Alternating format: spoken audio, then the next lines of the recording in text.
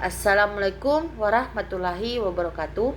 Perkenalkan, nama saya Siti Amdiana Syahriyono dengan stambuk A40121344. Di sini saya akan mempresentasikan pembuatan produk. Di sini saya membuat produk yaitu tepung beras. Yang pertama saya jelaskan itu tujuan dan manfaat. Daya serap minyak yang besar dari tepung beras warna ini sangat baik dalam formulasi makanan karena dapat memperbaiki flomor dan motoful makanan.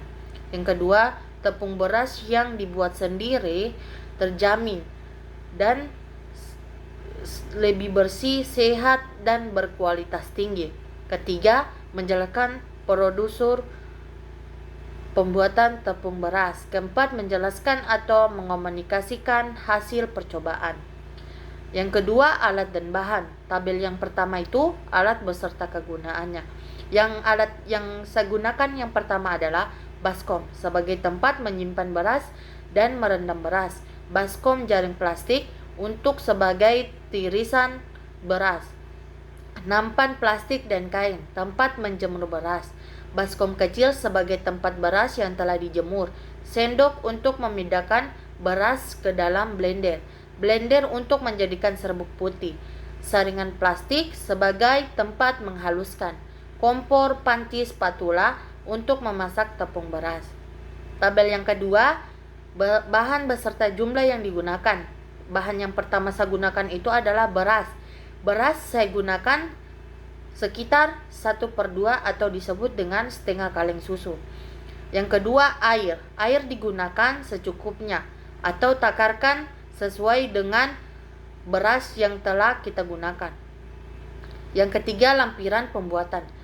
Yang pertama yaitu pertama-tama pilih beras yang telah dibersihkan, kemudian beras tersebut direndam selama 1 hari. Kedua, hari kedua beras yang telah direndam kemarin ditiriskan di baskom jaring agar sisa air hilang. Diamkan beberapa menit. Setelah itu, jika beras sudah tidak ada airnya, tahap selanjutnya beras diletakkan di atas kain bersih atau nampan untuk dijemur di sinar matahari selama 1 hari. Yang keempat yaitu masuk ke hari ketiga. Jika beras sudah kering, lalu letakkan di baskom kecil. Setelah itu beras di blender agar menjadi serbuk. Blender beras beberapa menit agar yang dihasilkan menjadi halus dan tidak menggumpal. Keenam, setelah beras sudah dihaluskan menjadi serbuk, saringlah tepung beras menggunakan saringan agar tidak ada tersisa biji-bijian. Jadi kita harus menggunakan saring agar tepung yang kita hasilkan menjadi bagus.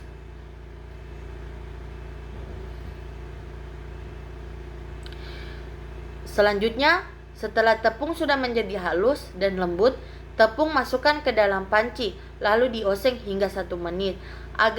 Mengapa kita menggunakan ini?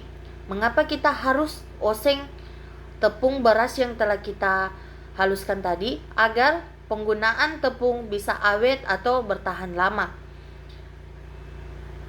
Dan terakhir, inilah hasil pembuatan tepung beras yang telah saya buat. Contohnya seperti ini.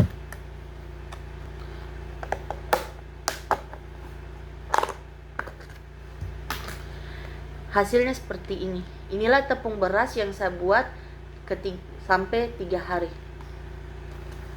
Itulah pemaparan presentasi produk saya.